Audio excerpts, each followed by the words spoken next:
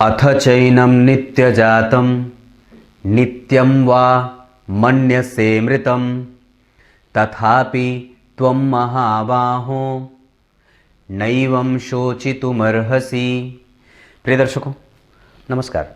एक बार फिर से उपस्थित हूँ आप सबके सामने। आज सोमवार है और आज के कार्यक्रम में बताने वाला हूँ गण मिलान से पहले कि आप किस गण के अंतर्गत आते हैं। आज का कार्यक्रम बेहद महत्वपूर्ण होने वाला है, कहीं जाना नहीं है, छोटा सा कार्यक्रम है, जरूर देख करके जाइएगा, ज्ञान में वृद्धि होने वाली है। आइए शुरू करते हैं आज का कार्यक्रम।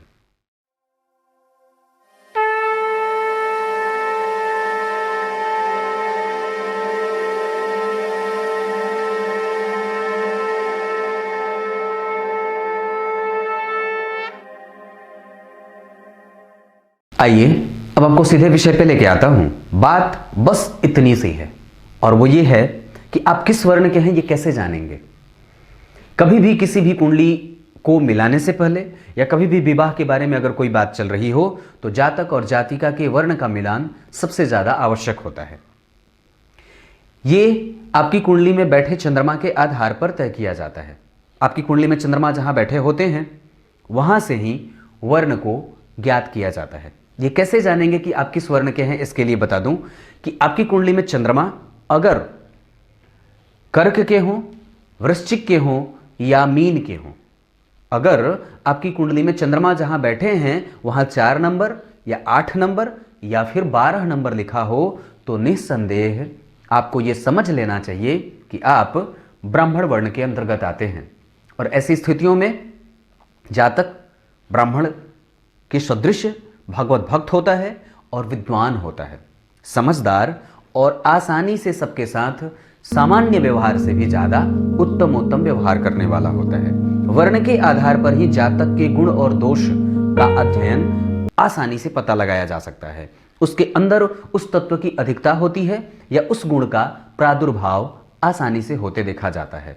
आपकी कुंडली में अगर चंद्रमा मेष के हों, सिंह के हों या धनु के हों, कहने का मतलब कि जहां भी चंद्रमा आपकी कुंडली में बैठे हो वहां पे 1 नंबर लिखा हो या 5 नंबर लिखा हो या 9 नंबर लिखा हो, तो ऐसी स्थिति में आपको यह समझ लेना चाहिए कि आप क्षत्रिय वर्ण के अंतर्गत आते हैं। और ऐसी स्थिति में आपकी जो स्थितियां बनने वाली हैं वो आपके स्वभाव में क्षत्रिय गुण जैसे क्षत्रिय होते हैं वैसे ही या उनके सदृश या उनसे प्रभावित बातें देखने को मिलती हैं।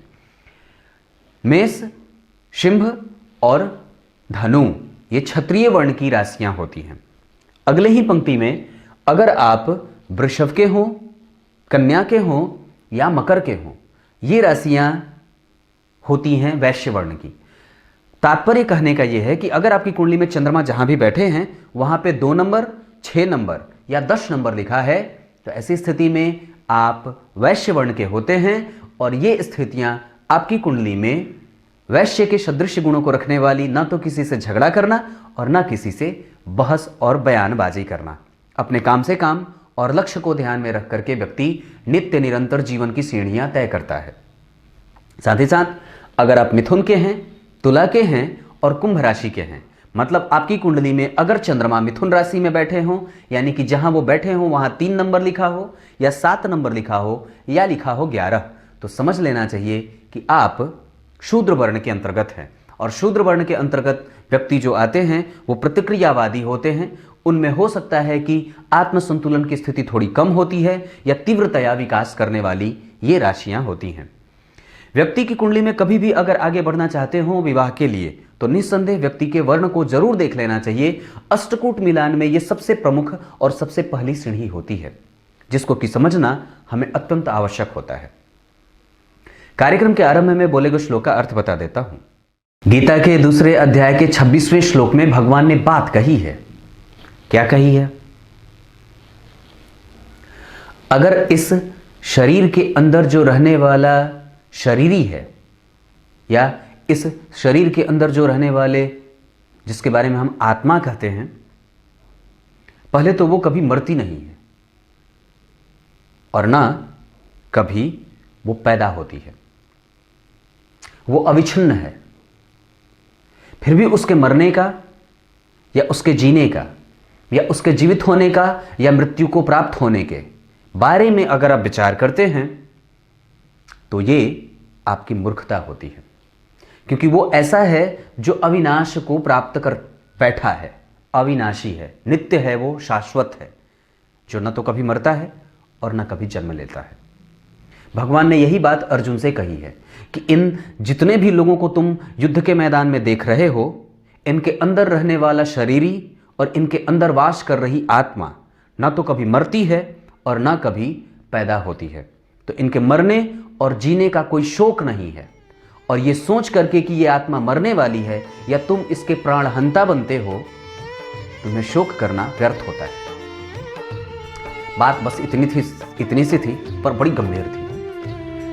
कुछ इसी तरीके से आज के कार्यक्रम का समापन करते हैं। तब तक के लिए इजाजत दीजिए, कल एक बार फिर से उपस्थित होंगे आप सबके सामने। तब तक के लिए बहुत बहुत नमस्कार।